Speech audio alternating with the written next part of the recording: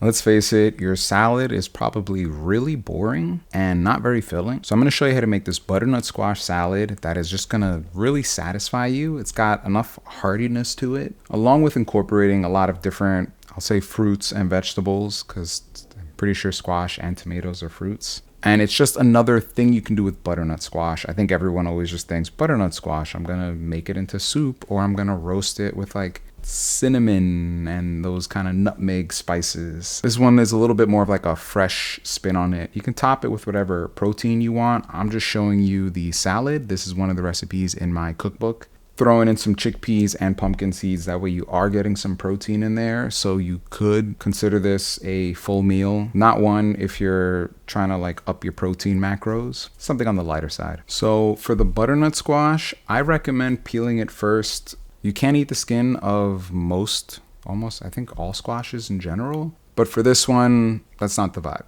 So give it a good peel. I think doing it before cutting it is just easier. You can do it in whatever order you want. But after you have it peeled, cut it in half, scoop out the seeds. You don't need them for this, but you can roast them on the side if you want something crunchy to snack on. And from there, slice it the long ways, and we're gonna give it a few chops. I like to cube these up small. They're gonna just cook faster and a little bit more evenly. And once that's ready, you're gonna throw them into a pan or a pot with some oil. I'm using unrefined avocado oil. That way it's not really adding or altering any of the flavors. You're just gonna cook this up. You can cover it, add a little water so it could steam a bit. And if you've never used a salad spinner before, this is why I have one around at all times, just so I can rinse my kale and my spinach and quickly dry them.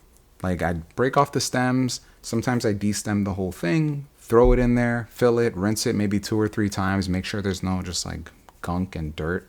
You'd be surprised like what you see in there, sometimes sand. I'm also throwing the sage in there, and then you're just gonna spin it, dry it, good to go. Putting it on the side for now. And apparently this is the trick to getting restaurant quality tomatoes. A lot of times when you get a tomato and you eat it at home, the texture's off. It just feels very watery, not that much flavor out of it. Of course, the quality and the source matter. But if you dice up your tomato or slice it, add some salt on top, or in this case, I'm mixing it in there, and just let it sit on the side for a few minutes. That's gonna pull out a lot of the water. You're gonna see that drip to the bottom. You can pour that out, and now your tomatoes are gonna have a little bit more flavor because they're gonna be more concentrated instead of overly hydrated. So optional, you don't have to do it, but if you want to feel fancy, go for it. Once your butternut squash is ready, we're gonna add in the garlic. I sometimes like to let the garlic cook in there a little bit before completing the entire dish. Just sometimes garlic is a little bit harsh and very pungent. So if you cook it a little bit, that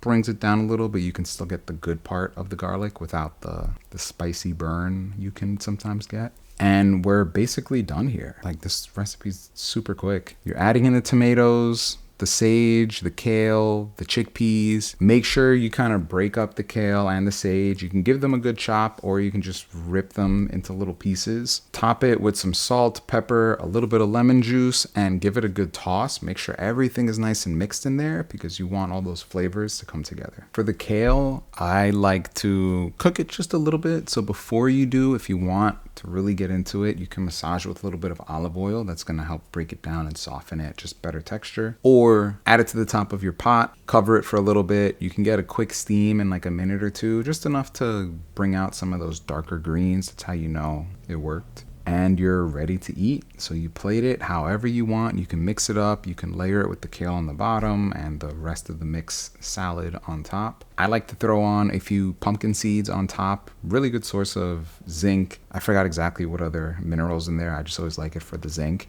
And it's going to give you a little bit more crunch, a little bit of more protein, not a lot, but with the chickpea, the pumpkin seeds, you're getting a good amount. There you go. It's a little sweet. It's refreshing. It's completely healthy. You're getting a whole bunch of fiber. This is a vegan option. If you want to eat it on its own, you can make another protein source. And again, if you want the full recipe, I have that on my website. I made a PDF cookbook. It has all the recipes in there. This, a whole bunch of other squash and healthy dinner alternatives you can have. So enjoy.